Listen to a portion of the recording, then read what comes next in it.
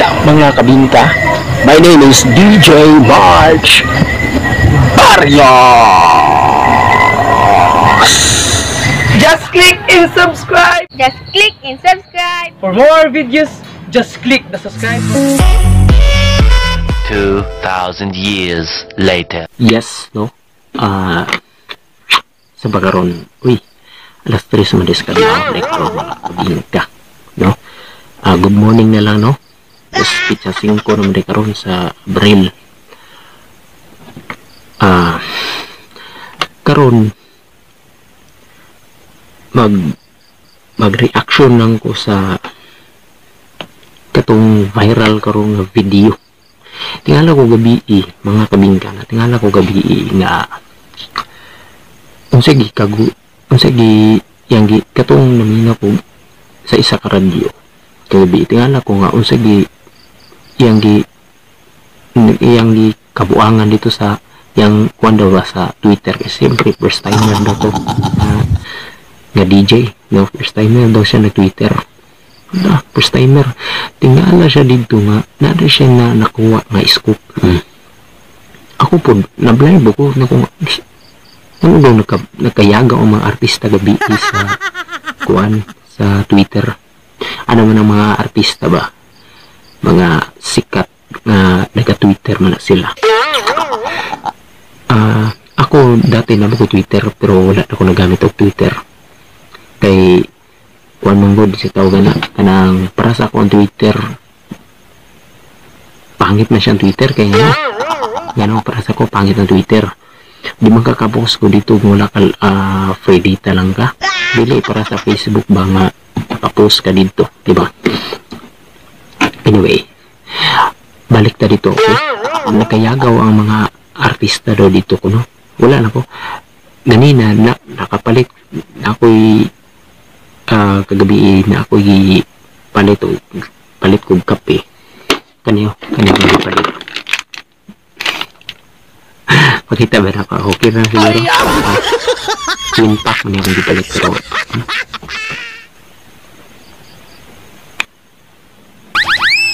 yan, kita na ba? Twin pack man akong gipalit. Tingala ko ganina. Tingala ko kagabi nga kuan. Nado isa ka artista, no? Pero bago din na si Maris Racal daw. Giban daw dari sa Davao. Tingala ko na siya kung anong giban ba sa Davao nga unsari gibuhat nga sa laon. Di ay gitira dan niya ang mahal na Pangulo.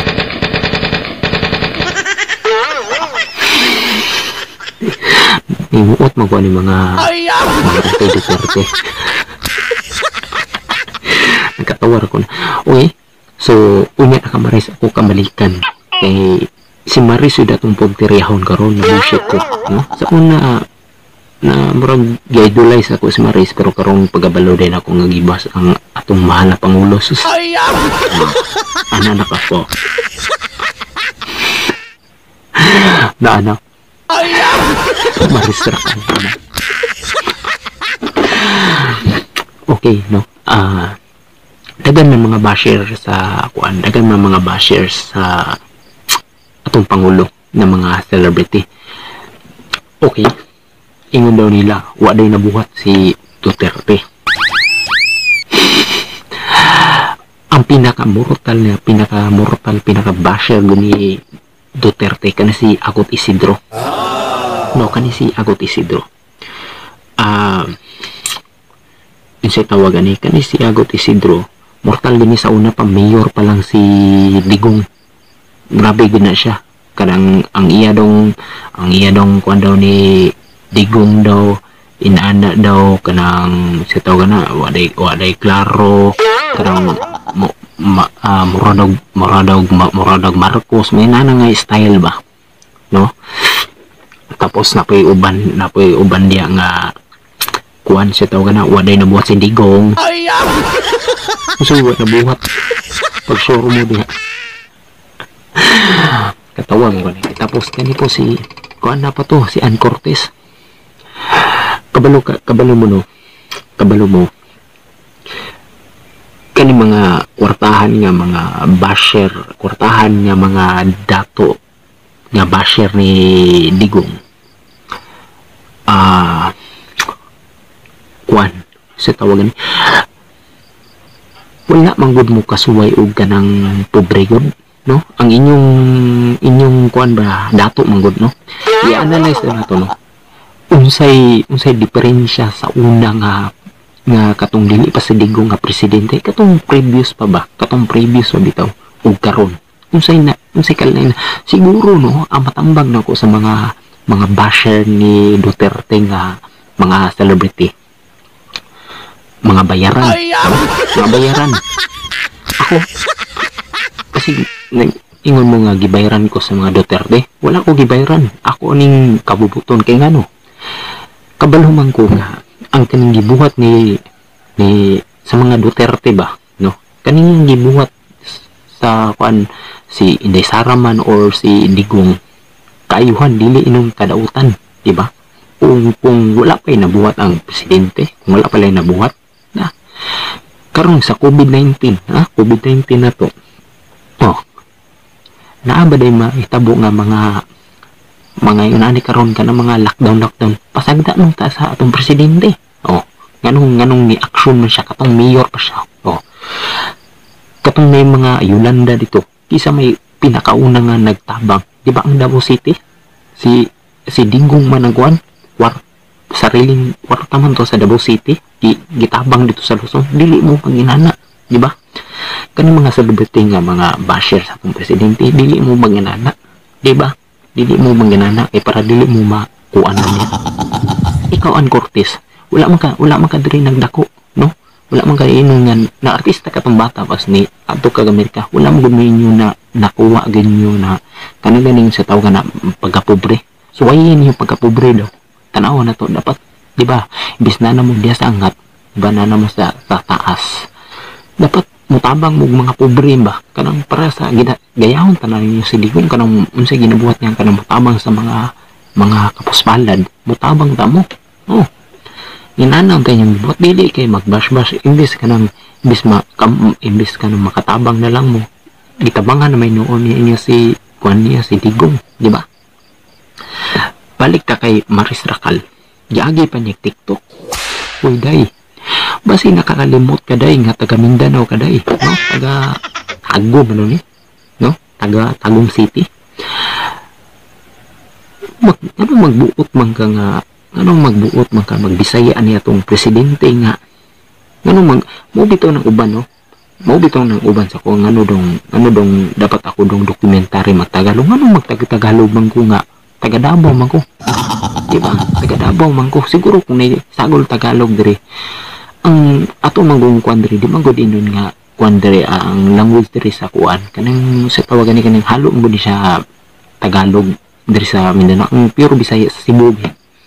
Pero anyway, karong sa tawagan na para sa ko, nagpakatotoo ko si Digong, nagpakatotoo na, di ba? Ikaw Maris Racal, no?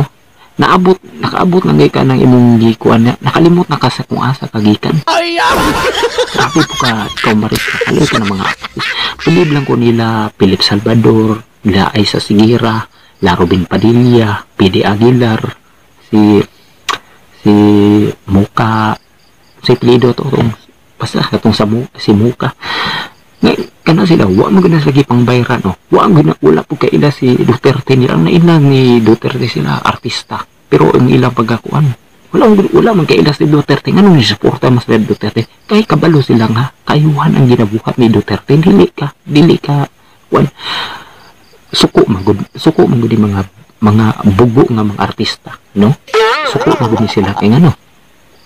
Di man gud nila mabuhat ang ilang gusto. Gusto siguro sila mga kuan na siguro sila ba, gusto siguro mas mulala kay kung wala pa nagibuhat ang atong presidente, wala pa lang nagibuhat ang presidente. Walay may nani. Dagan unta kana matigok karon tungod anang COVID-19, di ba? Kamo mga celebrity, wala unsa na inyong mga kuan aligot ko, dapat mosuporta na lagi mo ka Duterte, di ba? Inana na lang dapat ang inyong angay buhaton, dili kay sige sige mo pag kuan dia kana ganing sitaw kana, sige mo ganang pagtira-tira dia murabag kanang murabag makatabang na inyong pagtira-tira ka Duterte. Dili ra ba yun makatabang da tungod sa pagbash ni Maris Racal, dili na nun siya katungtong din Davao ambot. Ano na siya no? Dili siya ka kuan, dili siya kalanding di sa airport sa kuan kanang sa Davao International Airport. Siguro dito sa Pabutuan siya pwede, pero dili gid sa kakuan di sa Davao.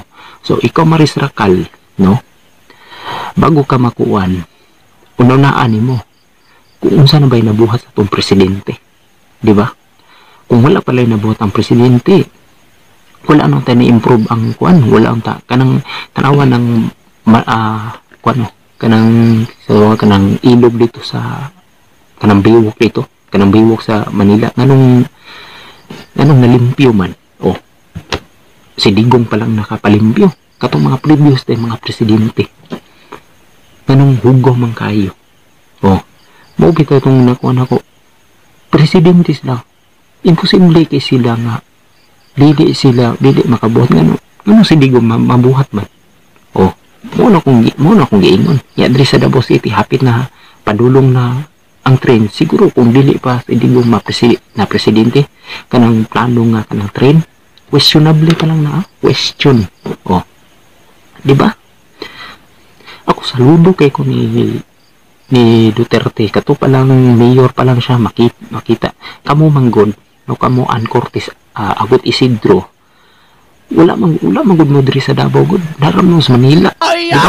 Kung dili mo ganahan kay Duterte, no, kung dili mo ganahan ka Duterte, dito na lang mo pamuyo sa abroad ay man dito sa Pilipinas, kay wa man mo kauyon sa iyang pagdala diri sa Pilipinas, no.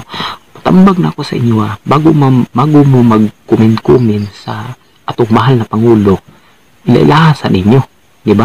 Kung unsay nabuhat sa atong presidente, dili kay taka ra mo giyawit diha nga wala gyud mo kabalo sa kamaturan kanilang. Daghang salamat.